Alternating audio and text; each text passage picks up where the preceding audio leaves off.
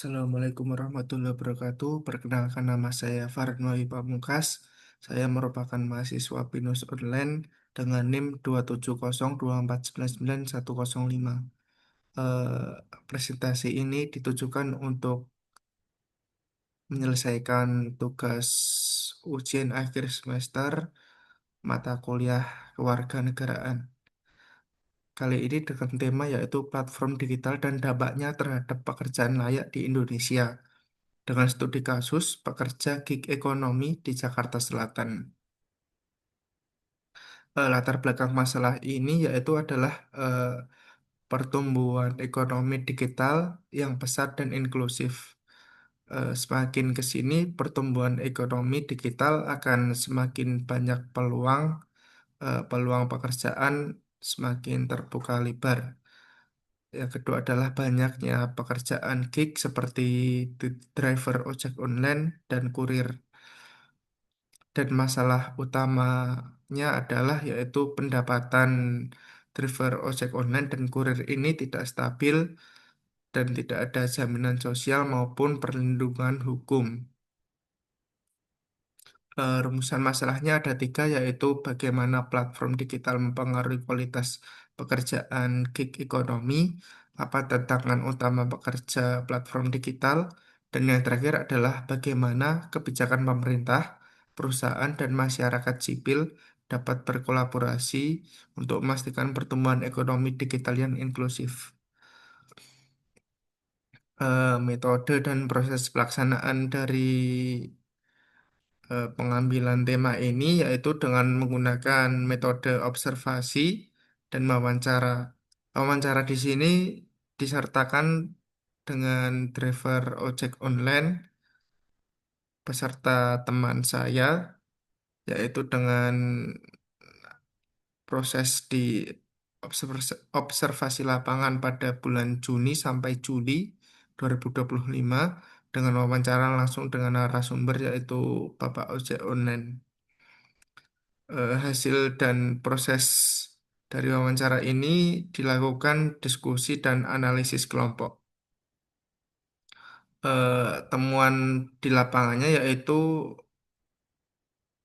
alasan memilih kerja di Gojek. Para driver ini bilang kerja di Gojek itu mudah diakses dan fleksibel, yaitu mereka tidak terkait dengan jam kerja, aturan-aturan seperti pakaian dan lain-lainnya itu eh, fleksibel. Yang penting menggunakan atribut dan pakaian yang sopan dan rapi. Tantangan utamanya sendiri yaitu pendapatan yang naik turun.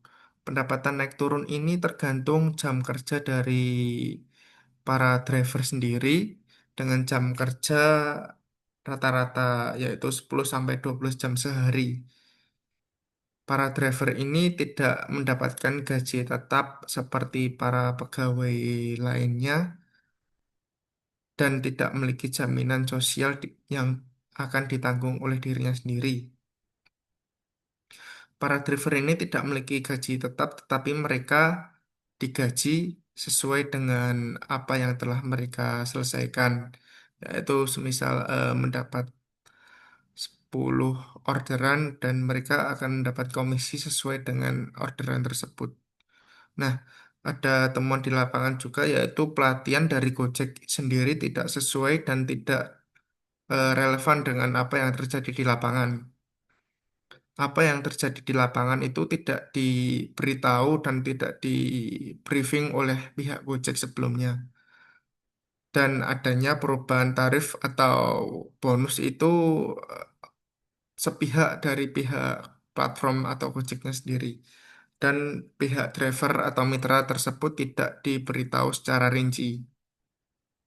Solusinya adalah untuk pemerintah mungkin bisa membuat regulasi ya tentang ketenaga kerjaan agar platform digital ini lebih adaptif dan lebih mensejahterakan para driver atau mitranya sesuai dengan hak-haknya dan kewajibannya.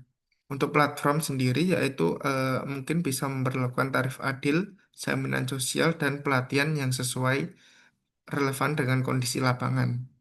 Untuk kolaborasi lintas sektor, mungkin dari pemerintah bisa menerapkan kebijakan yang akan dipatuhi oleh platform, dan platform juga akan memberitahu kepada masyarakat tentang kebijakan tersebut.